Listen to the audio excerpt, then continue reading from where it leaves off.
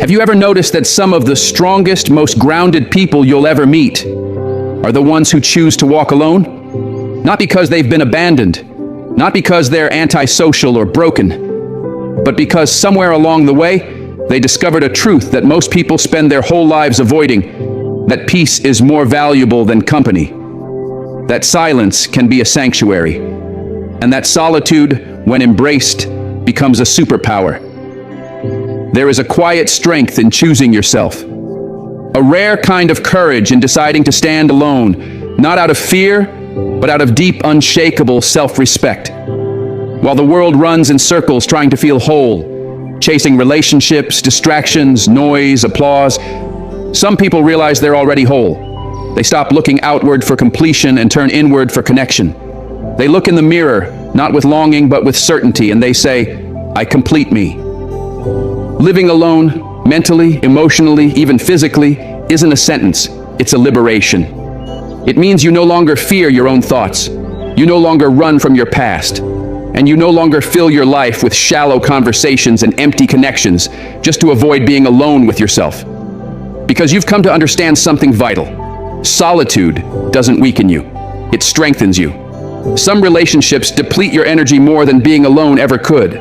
In fact, when you choose solitude, you eliminate the constant draining pull of trying to maintain relationships that don't align with your soul. You reclaim your time, you protect your space, you move through life without having to constantly ask for permission or explain your vision to someone who doesn't understand your fire. You wake up each morning without tension in your chest. You don't brace yourself for another day of being misunderstood, overlooked, or underestimated. Instead, you rise with peace, you move with clarity, you live with intention, and that's where your power begins. Because when you live alone, you get to decide how your life unfolds. No more debates about where the dishes go or compromising your passions to keep the peace. No more silencing your voice just to avoid confrontation. You get to design your space for you. You get to build routines that nourish your growth, not slow it down. If you want to start working at 5 in the morning or go for a walk under the stars at midnight, no explanations are needed. You're free to move in alignment with your own rhythm. That kind of autonomy does something to you. It trains your mind. It builds discipline. It creates a sense of order and strength that most people never experience because they're too busy adjusting themselves to fit into someone else's chaos. In solitude, you stop reacting and start creating. You stop managing other people's moods and start listening to your own needs. You learn to respond to your life with wisdom instead of impulse. And perhaps the most beautiful part of it all? You begin to hear your own voice again. In relationships that aren't aligned, your voice gets quieter over time. Your truth becomes something you whisper instead of something you stand on. You compromise again and again until you barely recognize who you've become. But when you're alone, truly alone, you start to listen. Not to the noise of the world, but to the wisdom inside you. You reconnect with your inner compass. You sharpen your intuition. You begin making decisions not based on fear or guilt, but based on truth. People confuse being alone with being lost. But the truth is, some of the most found, most spiritually grounded, most emotionally rich people are the ones who've walked the longest roads by themselves. They've cried alone, healed alone, rebuilt alone, and risen stronger than ever before. They've built a life that's rooted in authenticity, a life where their soul can breathe. Not just survive, but truly breathe. Deeply, freely, unapologetically. Living alone teaches you to pour into yourself. It teaches you that you don't have to be everything for someone else in order to be worthy. You don't need to fix, save, or shrink yourself to be loved. You are already worthy, just as you are. And when you stop trying to carry other people's weight, you finally have the strength to carry your own purpose. Because real freedom doesn't come from escape. It comes from ownership. From standing in your truth, even when it's uncomfortable. From owning your space, your thoughts, your direction, your peace. When you live alone, you stop waiting for someone to choose you. You realize you've already been chosen by you, and that's more than enough. There is no applause, no standing ovation, no one clapping in the background, and that's okay. You're not here for the show, you're here for the shift. The internal transformation that happens when you finally stop chasing approval and start choosing alignment. When you walk alone, You become dangerous to anything that tried to distract, diminish, or define you, because you no longer need the noise to feel alive. You've tapped into something deeper, something timeless, something untouchable. So if you've ever felt like walking away from the noise, if you've ever felt more yourself in solitude than you did in a crowd, trust that instinct. If you've ever felt stronger on your own than around people who couldn't see your worth, that's not a weakness. That's your soul calling you home. That's the voice of transformation whispering, you don't have to settle. This is your moment to rise, to return to your power, to stop shrinking and start becoming.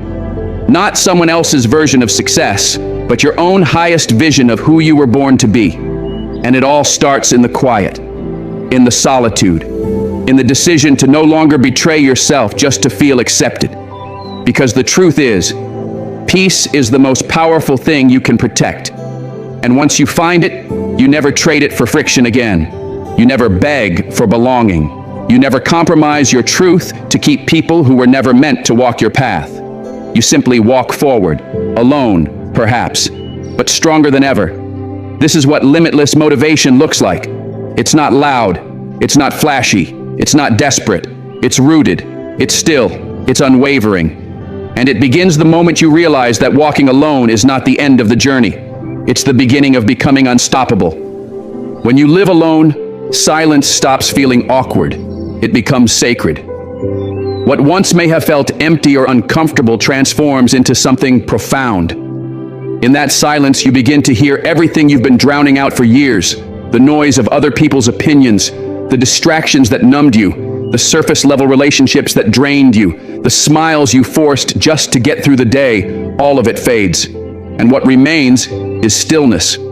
Finally, the room is still, and for the first time in a long time, your thoughts are no longer competing for space. They're not suffocating under pressure. They're breathing, expanding, rising to the surface with clarity and strength. That's when it hits you. How much energy you've spent trying to be understood, trying to explain yourself to people who never really wanted to know you, trying to be seen by people who only looked at what you could offer them. That kind of emotional labor doesn't just tire you, it empties you. Piece by piece, you give yourself away until there's nothing left but the shell of someone who once had dreams, passion, fire. But when you're alone, everything changes. The confusion begins to dissolve. The fog starts to lift. And for the first time, clarity walks in.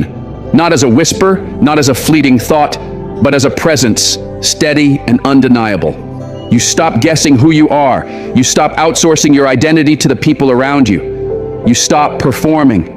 No more pretending you're okay just to keep the peace. No more walking on eggshells, smiling through tension, absorbing energy that was never yours to carry. There's no one there to misread your silence, no one projecting their pain onto your presence. It's just you and truth. And there's a beauty in that, an honesty that most people never experience. Because living alone removes the static. It strips life down to its core. You no longer need to sort through the mess to find what matters. You're already standing in it, and what you discover is something most people live their whole lives avoiding. Peace isn't found in comfort. It's not in the distractions, not in the convenience of being surrounded. It's not in noise. Peace is found in clarity, and clarity only comes when the world gets quiet. But let's be honest, when you're constantly surrounded by people, especially the wrong ones, their voices start to cloud your mind. You begin to second-guess yourself. You hesitate even on things you once knew deep in your gut, and slowly you forget what your own voice sounds like. But when you're alone, you recalibrate. You begin to hear that inner voice again. And this time it doesn't whisper, it commands. It speaks with authority. It tells you what needs to be done. It points you toward your next level. It reminds you of your worth. And without the weight of someone else's expectations, without the emotional noise clouding your thoughts, you actually start to move with purpose, with precision, with power. You're no longer seeking approval. You're no longer waiting for permission. You're no longer dimming your flame so others can feel comfortable in their shadows. See, people go looking for clarity in relationships, in feedback, in validation. They chase it through social approval, romantic attachments, groupthink, but they never find it. Because clarity doesn't live there. Clarity lives in solitude. In those quiet mornings when the sun hasn't yet risen and it's just you, your breath, and your thoughts. It lives in the silence of midnight when the world is asleep and you finally hear the rhythm of your soul without interference. Living alone gives you that sacred space, that protected environment where truth isn't distorted, where vision becomes sharp, and where you finally see yourself as you are, without filters, without projections, without judgment. And once you've seen life clearly, it's impossible to go back to chaos. Once you've tasted that peace, you no longer accept confusion. That's why living alone isn't a retreat, it's a revolution. It's not stepping back, it's stepping forward into a version of yourself that most people never meet, because they're too busy avoiding discomfort to find truth. Clarity demands courage. It demands that you stand still when the world is moving fast, that you look inward when everything else tells you to look out. But when you choose that path, when you choose solitude, you begin to choose yourself in ways you never have before. You stop asking for permission to be who you are. You stop negotiating your peace just to keep a connection. You no longer feel the need to explain why you crave quiet, why you choose discipline over distraction, why your life no longer revolves around pleasing others. You simply live, freely, fully, truthfully. And that freedom, that's rare. Because most people are carrying someone else's emotional weight, living on someone else's schedule, molding themselves to someone else's mood. But when it's just you, everything changes. You move when you're ready. You rise when your soul commands it. You do what needs to be done. Not later, not someday, but now. No agreement required, no validation necessary. You want to wake up at 4 a.m. and dive into your craft in silence? You do it. You want to pray in the dark or meditate under moonlight? You do it. You're not living on anyone else's emotional clock. You're not waiting for understanding. And that kind of freedom, that kind of self-governed existence unlocks something powerful inside of you. You become dangerous in the best way. Because once you've learned to live without needing validation, no one can manipulate you with it. Once you've felt peace, chaos can't seduce you. And once you've stood in your own truth, no one can ever make you question it again. You stop shrinking to fit into rooms that were never built for your spirit. You stop walking into spaces where your authenticity has to be negotiated. You stop dimming your light to keep others from feeling insecure. You begin to live boldly, loudly, unapologetically, and not just for attention, but from alignment, from knowing who you are and why you're here. And here's what people rarely admit. Even the perfect relationships often come with invisible chains.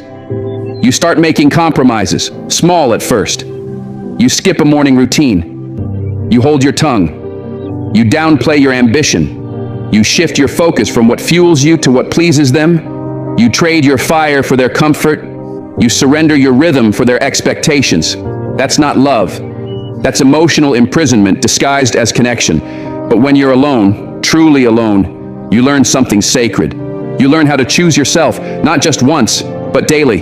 You learn that your routines, your energy, your clarity, your truth, those things are non-negotiable. You learn that peace isn't something you have to earn, it's something you protect. And you realize that being alone was never about lacking love. It was about building the kind of love that starts within. Because once you've found clarity in solitude, confusion loses its grip. Once you've experienced freedom, dependence feels suffocating. And once you've tasted the power of walking your path alone, no one can ever make you settle for less again. You begin to move without hesitation. No second guessing, no shrinking, no diluting your voice to make others more comfortable. You speak without filtering your truth, without wondering how it will be received or if it will offend the fragile egos of people who never really heard you anyway. You start to heal.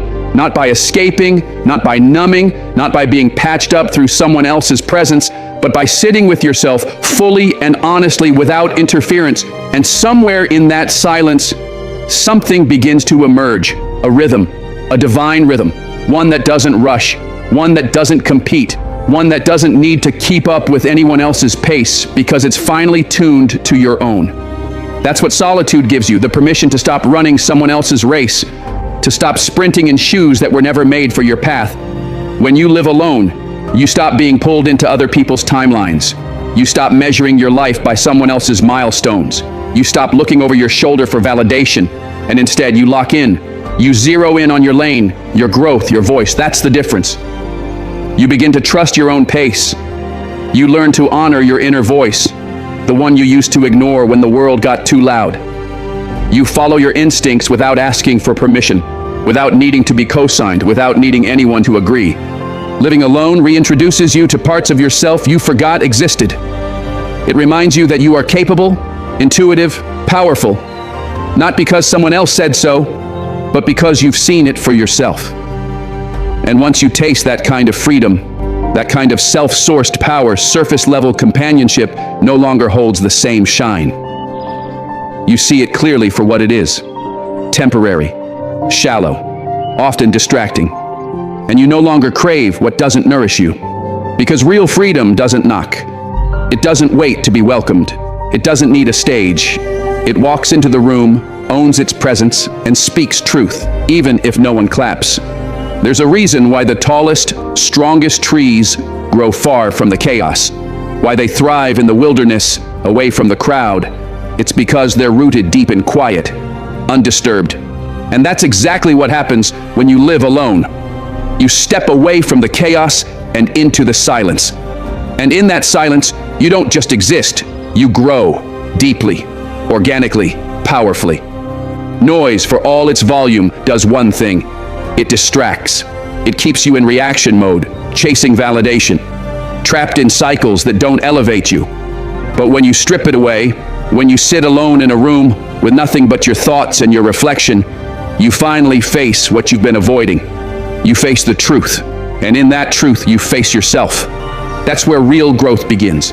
Not in the books, not in the quotes, not in someone else's wisdom, but in the quiet confrontation between who you are and who you're meant to be. Most people run from that kind of silence. They fear what it might reveal. But when you live alone, there's no one left to hide behind, no one to blame, no noise to mask the pain. It's just you, your choices, your habits, your dreams, your demons. And in that raw, unfiltered reality, you either crumble or you rise. And if you're intentional, if you're committed, if you're honest with yourself, you rise. This kind of growth doesn't look glamorous. It's not flashy. It won't trend. You don't post it. You live it. It's not the kind of transformation that comes with applause or public recognition. It's the quiet, consistent discipline of becoming someone solid. Someone who doesn't need to announce their worth because it shows in how they carry themselves. Someone who doesn't need attention to feel validated because they've already met themselves in the dark and didn't flinch. You begin to notice your emotional triggers, not because someone pointed them out, but because you've watched yourself respond in real time. You start to learn your rhythms. You find when you're most creative, when you need silence, when you need sleep, when you're vulnerable, when you're powerful. You stop performing and start aligning. And that alignment becomes your foundation, steady, grounded, unshakable. And the best part, no one can take that from you, because it wasn't gifted, it wasn't borrowed, it wasn't handed to you in a moment of comfort.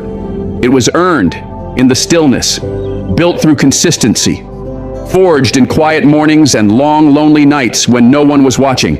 But you showed up anyway. That's what real power is, the kind that doesn't demand a spotlight, but cannot be ignored. Living alone teaches you that growth isn't about adding more. It's about subtracting, removing the distractions, letting go of the noise, cutting ties with anything that keeps you playing small. And in that subtraction, you find something rare. Space. Space to think. Space to dream. Space to evolve. Space to finally become. Because growth doesn't happen in crowded rooms full of opinions. It happens in solitude. It happens in silence. In those sacred, still moments where you stop running and start reflecting, where you stop seeking and start becoming, where you stop avoiding and start facing everything head on. That's where the shift happens.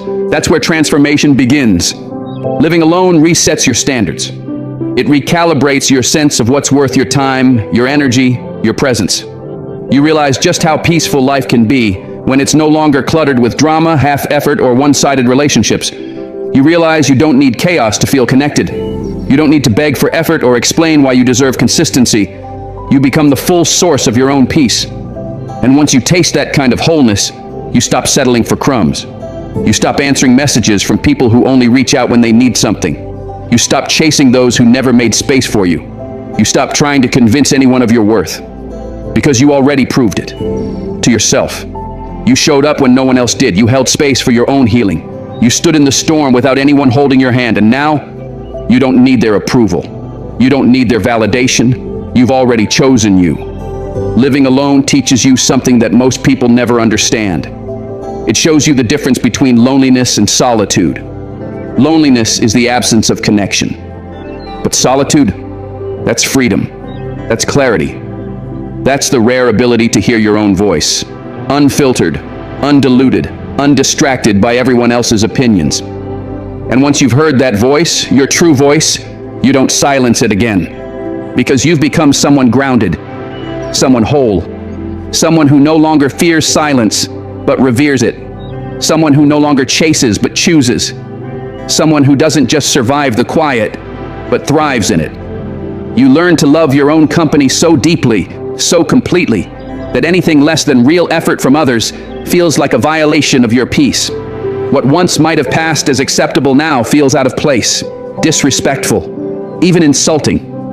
Not because you've become rigid or cold, but because you've finally learned how to treat yourself right. And once you've experienced that kind of self-respect, it becomes your standard. You no longer crave someone to fill the silence because you've discovered the strength that lives inside it. You've built a life that doesn't depend on anyone to complete you. You don't need someone to save you. You don't need a presence to validate your existence. You've done the work. You've filled your own gaps, and because of that, you see things differently now. You start to notice what adds value and what quietly steals from it. You recognize when someone's energy doesn't align with yours. You spot inconsistency, not just in what they do, but in what they don't do. You hear the gaps between their words and their actions, and instead of bending, instead of justifying, instead of hoping they'll change, you create distance. Not from bitterness, not from anger, but from self-respect. Because you've grown tired of maybe, tired of kinda, tired of only when it's convenient. You require presence. You require clarity. You require consistency. And you're not ashamed of that. You've earned that expectation because you know what it took to get here. You remember the nights you fought battles no one saw. You remember building your vision alone, brick by brick, while the world kept moving, while others turned their backs. You remember carrying your pain quietly, showing up anyway. You did the work. You kept going. And now, you're not about to let someone walk into that sacred space you built with laziness, indecision, or half-love. You've become the gatekeeper of your own peace. And the standard to enter? It's not low. It was forged through solitude and sacrifice. It was built in the dark when no one was clapping. That's why the bare minimum doesn't move you. Just showing up isn't enough. If they want to stay, they have to match what you've created when no one was watching. This is the silent power of living alone. It sharpens your discernment. You stop choosing people based on potential and start choosing them based on purpose. You start surrounding yourself with people who bring peace, not problems. People who speak clarity, not confusion. People who add calm to your life, not chaos. And if those people never come, you're still good. Because you're not waiting for someone to rescue you. You already did that. You already pulled yourself from the fire. And when you live from that place of power, manipulation loses its grip. Desperation dies. You become untouchable in the best way. Living alone doesn't just elevate your standards for others. It brings you face to face with yourself. It forces you to confront the parts of you that relationships often help you hide. When there's no one else in the room, you can't shift blame. You can't lean on someone else's emotional strength. You can't distract yourself with small talk or shared routines. It's just you, your choices, your thoughts, your regrets, your patterns, and that silence, it becomes the mirror. It becomes the medicine. It becomes the place where truth no longer has anywhere to hide. And for the first time, healing isn't something you talk about. It's something you live. It's not a hashtag, not a buzzword, not a curated post. It's a lifestyle. When you live alone, there's no noise to cover the wounds. There's no audience to perform for. You feel your emotions in real time. You sit with your fears instead of running from them. You revisit your past not to stay stuck in it, but to finally process it. Healing in solitude is raw. It's uncomfortable. It's not glamorous, but it's real. You learn how to soothe your own anxiety. You figure out your triggers, not from theory, but from lived experience. You become your own support system, your own voice of reason, your own place of peace. That's power. Because now, no one can use your brokenness against you. No one can twist your emotions to control you. You've already gone through the fire and come out whole. There's something sacred about healing alone. You're not performing for applause. You're not updating anyone on your progress. You're doing the work, quietly, consistently. You're crying in silence when you need to. You're forgiving yourself for the mistakes you made in survival mode. You're releasing people who left when you needed them most. And you're slowly uncovering the real version of yourself. Not the version others molded, not the one shaped by codependency or trauma, but the version that's been waiting to rise beneath all the compromise. You start building routines that protect your energy. You don't dump your emotions, you process them. You journal instead of explode. You pray, you meditate. You create sacred space within your day to check in with your spirit. You become intentional about your healing, not just so you can survive, but so you can thrive. So that when someone eventually walks into your life, they're not walking into confusion, they're walking into a home built on stability. A foundation you created, not in chaos, but in clarity. And because of that, you stop repeating patterns. The toxic relationships that used to attract you now look like red flags. Chaos no longer excites you. It exhausts you. Dysfunction doesn't feel familiar anymore. It feels foreign. And that's how you know you've grown. You don't entertain what drains you just to avoid being alone. You don't chase connection at the cost of self-respect because you're no longer afraid of your own company. In fact, you treasure it. You honor the version of you that kept going without shortcuts, that stayed when everyone else left, that chose healing over hiding. That's when healing becomes dangerous in the most beautiful way. Because now your worth isn't something you hope others see. It's not up for debate. You found it in the quiet. You built it in the stillness. You protected it with wisdom. Living alone didn't just help you recover. It rewired you. It redefined you. It revealed you. Now peace isn't something you wish for. It's something you defend. You no longer hand it away for convenience or approval. You protect it relentlessly because you know what it cost you to find it. And you're not giving it up for anything that doesn't align. Living alone is the highest form of freedom. There are no compromises, no explanations, no emotional negotiations. Every choice is yours. What time you wake up, how you spend your time, what energy you allow in. That kind of freedom, it's rare, it's real, and it's powerful. Because when you live alone, you don't just find peace, you become it. When you're not tied down by the daily demands, emotional negotiations, and compromises that come with a relationship, something powerful begins to happen. You start to reclaim your life in ways you didn't even realize were possible. You open doors that were once closed, not because someone locked them, but because you didn't know you had the key. Want to take a spontaneous trip and wake up in a new city just because your spirit said go? You can. Want to explore a new hobby or dive into a passion project that lights you up without anyone questioning the time, the energy, or the why? Nothing's stopping you. Want to stay up until sunrise working on your dream or sleep in until noon because your body finally feels safe to rest? No one's going to guilt you for it. That's freedom. But it's not the kind of freedom people talk about in highlight reels or quick sound bites. This isn't reckless, detached, do whatever you want freedom. It's something deeper, more sacred.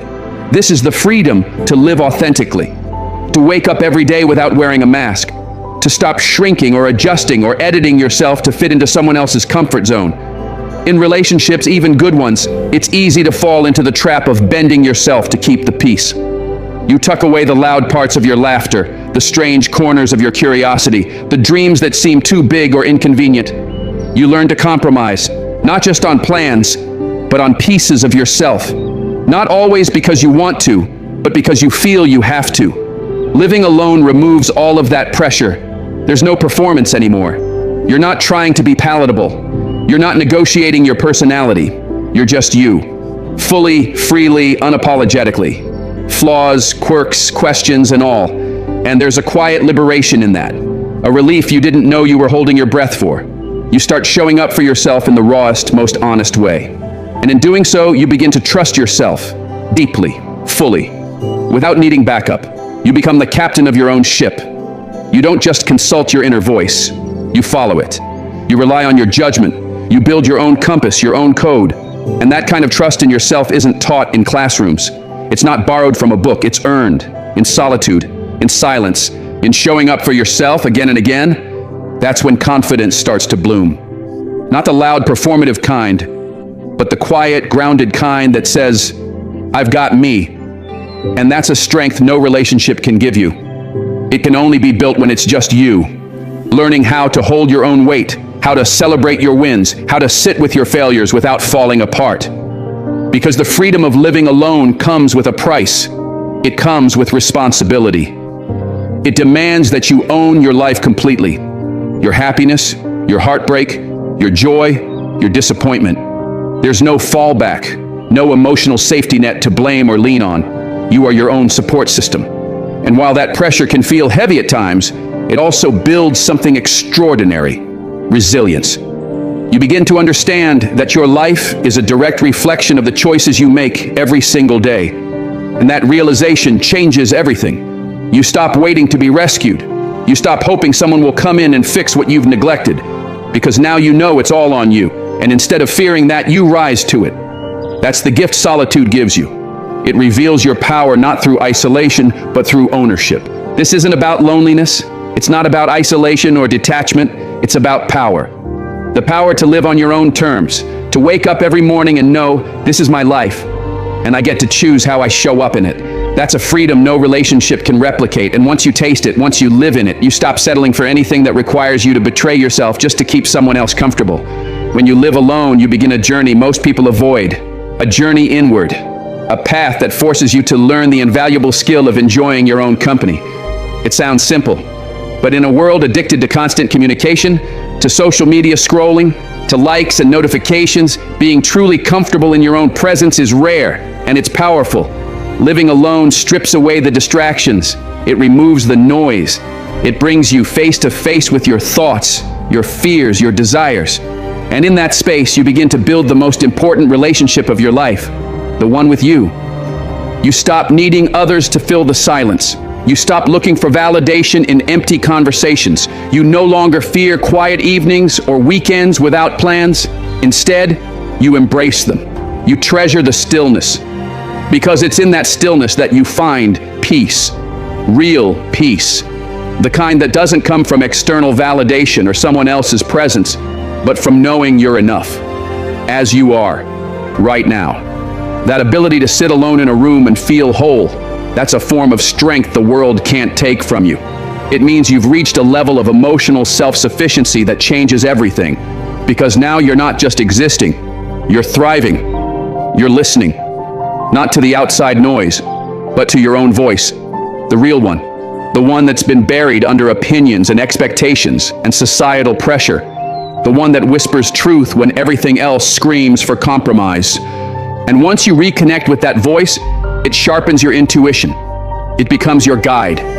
You start making decisions that align with your actual values, not the ones you were taught to adopt, but the ones you feel in your bones.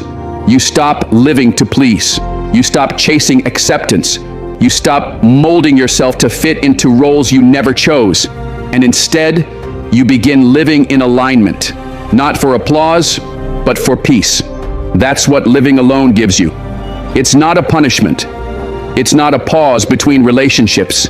It's a rebirth, a reclamation, a return to who you were before the world told you who to be.